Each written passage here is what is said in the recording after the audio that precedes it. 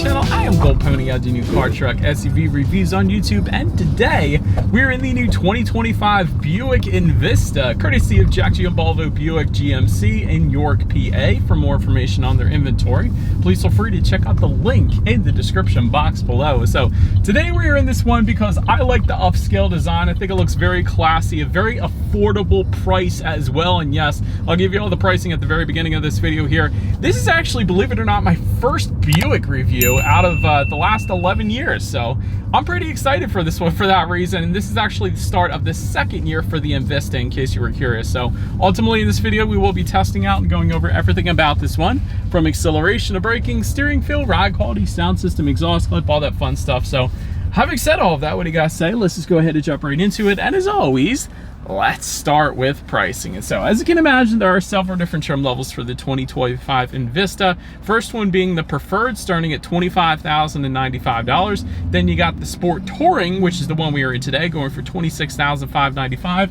And lastly, the Avenir, going for $29,895. But regardless of the trim level that you go with, the power plant on the Envista is going to be the same. Powering this beast is a 1.2 liter turbocharged 3-cylinder, if that sounds familiar. Yes, that is the same engine that is in the Chevy Trax, putting out 137 horsepower, 5,000 RPM, 162 pound-feet of torque, coming in at 2,500 RPM. That power being sent to the front wheels through a 6-speed automatic. 0 to 60 time coming in at approximately 9.3 seconds. Top speed, if you're interested, 112 miles per hour, with MPG numbers coming in at 28 in the city, 32 on the highway, taking regular unleaded fuel. But so now that we got all of that out of the way, what do you guys say? Let's go ahead and find it straight away. Let's put the acceleration here to the test, and let's see how quickly we can get our new 2025 Buick Envista here up to speed. All right, found our so much straight away in 3, 2, 1, go. There it is. There it is.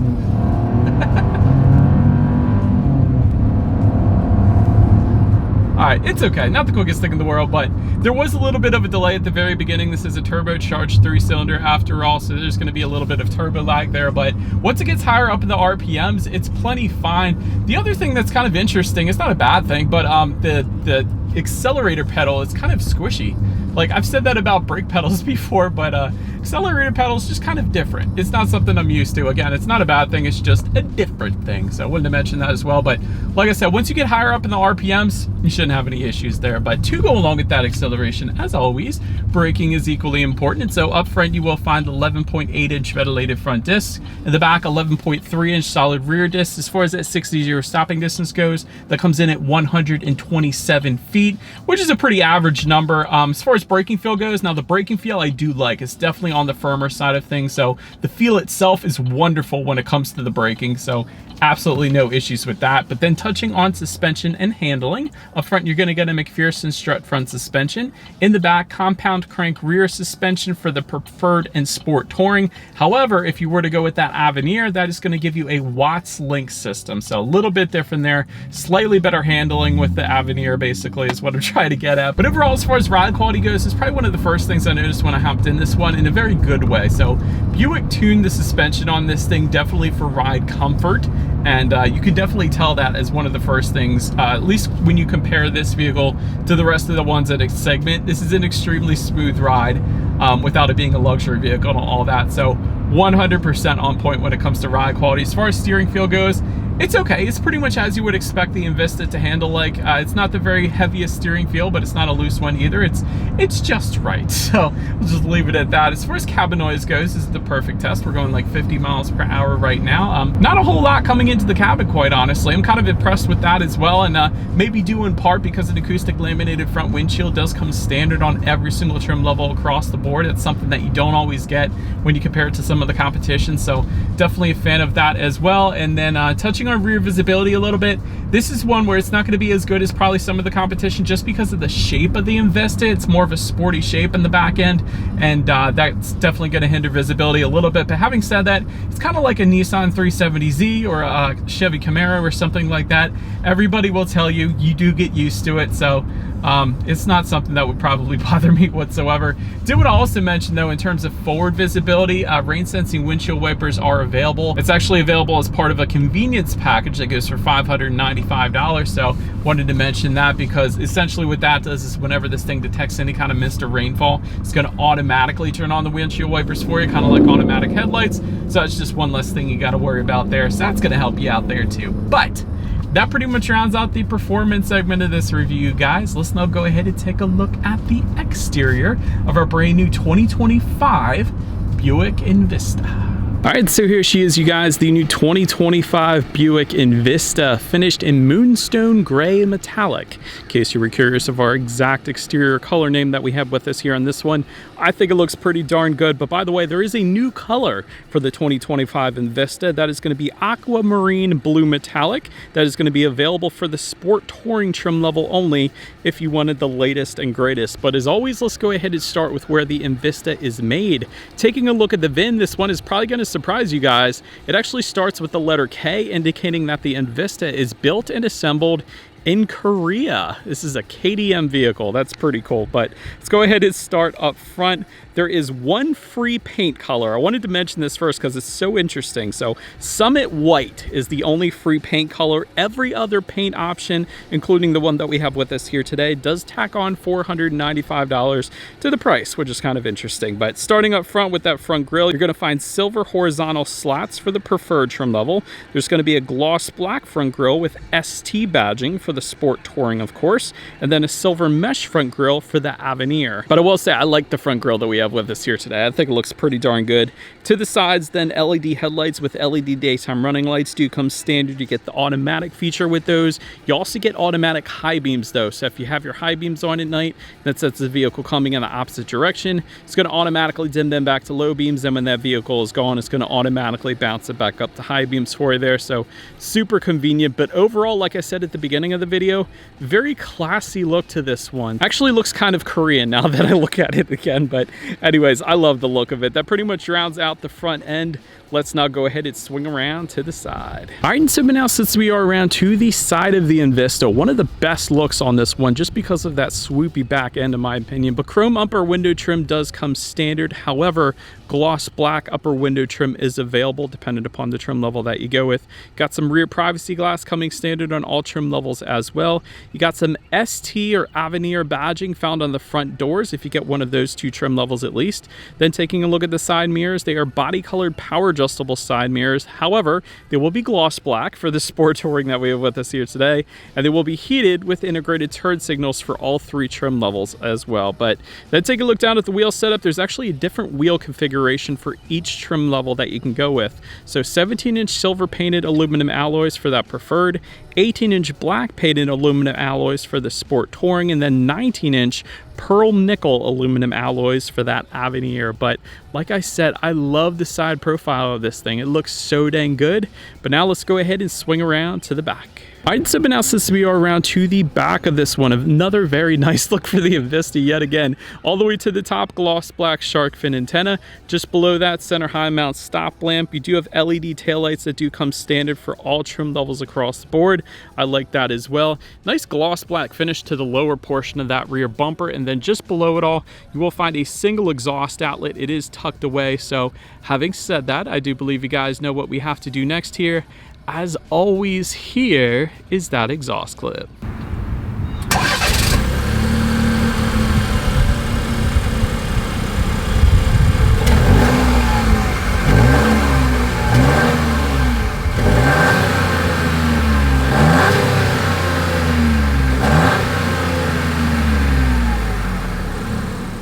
All right, so now since we are around to the back of the Envista, when it comes to opening that rear lift gate, it is going to be a power lift gate for the Avenir. It's going to be optional otherwise, an option that we do have with us, which is super convenient. There's actually a button on the key fob. There is a rubberized button on the lift gate itself then as well. But once opened up, cargo capacity comes in at 20.7 cubic feet. If that was not enough space, there is a 60-40 split, meaning the rear seats do fold down, bumping that up to 42 cubic feet. There is a cargo cover that does come standard standard back there. You got some cargo lighting. Did find some cargo tie-down anchors back there as well. And then if you were to lift up underneath of that cargo floor, you will find a spare tire, which you guys know I always personally prefer. So thank you, Buick, for doing that one. But then making our way up to the rear legroom, that comes in at 38.7 inches. For reference, I'm even 6 feet tall. This is how much space I had in the second row there. Rear center armrest is going to come with the Avenir trim level only. Therefore, we don't have it with us here today.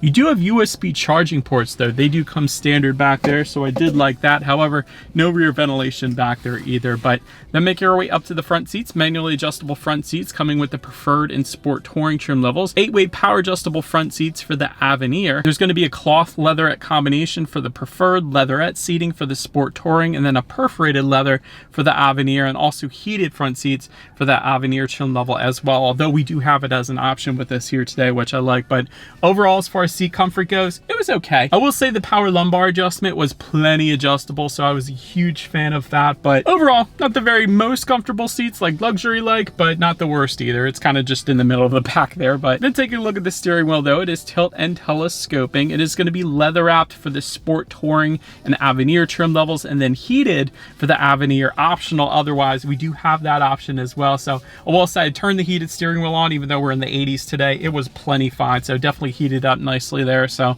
then making our way to the startup, let me start by showing you guys the key. This is actually a pretty darn cool key. I haven't seen this key before, but you got lock in the middle. That's going to be the Buick logo. That's your lock button. Unlock is in the upper left-hand corner. Upper right-hand corner is the power liftgate. That circular button underneath of the Buick logo, that's going to be your remote start, which is newly standard for the 2025 Envista, so that is pretty cool. But ultimately, it is all keyless entry with a push-button start. So all I'm going to do here is simply put my foot on the brake and press that engine start button located just to the left of those center air vents. And so once started up, digital gauge cluster, pretty stinking cool. I like it. So very large digital speedometer front and center. You got your how many miles you have left until you hit empty all the way to the bottom left-hand corner. The odometer is going to be in the bottom right-hand corner. And overall, it looked pretty darn good to me. But let's go ahead and now make our way to overall interior quality. If you wanted to power moonroof, it's going to be optional. It goes for $795. We don't have that option with us. Automatic climate control does come standard, meaning you set the temperature, it's going to automatically hit it for you there.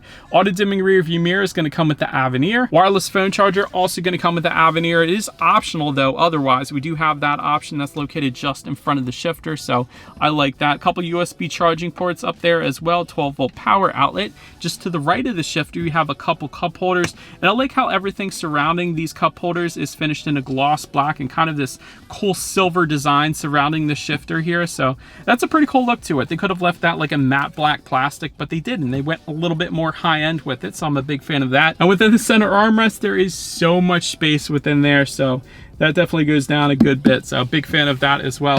I think overall, I like the ST lettering found in the upper portion of the headrest here. I like the little blue contrast stitching found on the seats. That's carried on to the doors as well, and just above the passenger side glove box. Everything's kind of a texturized finish above this passenger side glove box as well. I like the gloss black and silver finishes up there. They did a pretty darn good job at the interior quality overall. Like, I don't have any issues with it, honestly. For this price point, for this being a $28,000 vehicle that we're in today, this is actually pretty darn good for the price point. But let's now go ahead and take a look at the infotainment screen. What you were looking at is an 11-inch color touchscreen display. Get Bluetooth and audio streaming with that. Wireless Android Auto, Apple CarPlay, that's pretty cool. You can actually adjust your climate control settings up there as well if you wanted to, along with your radio information, of course. So when it comes to the sound system, it is a 6-speaker sound system for all trim levels across the board. So having said that, what do you guys say? Let's go ahead and turn on the radio. Let's see what we got playing today, and let's test out the clarity of this one. Jesus, you came through. All right, honestly, for a 6-speaker sound system, that kind of surprised me. That was pretty darn good. Like, plenty of bass there, plenty of clarity.